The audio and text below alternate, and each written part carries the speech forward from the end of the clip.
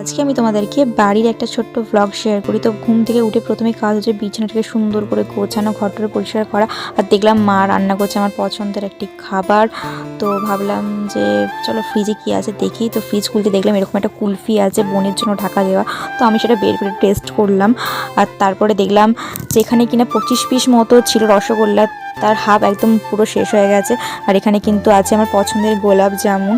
আরও কি আছে ফ্রিজে, হ্যাঁ আর আছে কিন্তু বর্ধমানের স্পেশাল সীতাভোগ, আর শক্তিগড়ের স্পেশাল কিন্তু ল্যাংচা আছে।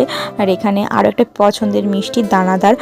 আর এখানে দেখলাম যে আছে অরেঞ্জ রসগোল্লা, তার সাথে এমনি প্লেন যেরকম সাদা রসগোল্লা হয় সেটা আছে। আর এখানে হাফ তরমুজ কাটা আছে। তো এই টিফিনটা খুলতে যেহেতু আমার দম বেরিয়ে যাচ্ছিল পুরো, তো তারপর খুলে দেখলাম যে এখানে আছে চিকেন। সবজি দেখলাম যে কি আছে, এখানে দেখলাম কিন্তু গাছের সজনে ডাঁটা, বেগুন, কুমড়ো আর ক্যাপসিকাম, আরও সবজি যেগুলো আছে এগুলো কিন্তু বাইরে আছে, কাঁচা লঙ্কা, ধনে পাতা।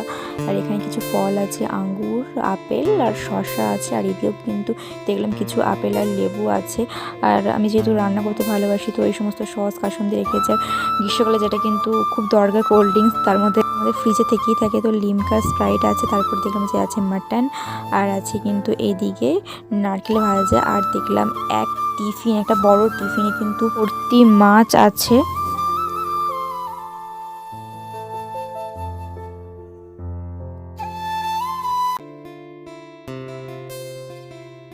এদিকে আছে দেখলাম পায়েসের জন্য মিছরি আছে, খেজুর আছে। তো ভাবলাম যে কি খাওয়া যায়, তো লিমকাটাই নিয়ে শেষ অবধি গেলাম। তো দেখা হচ্ছে নেক্সট ভিডিওতে।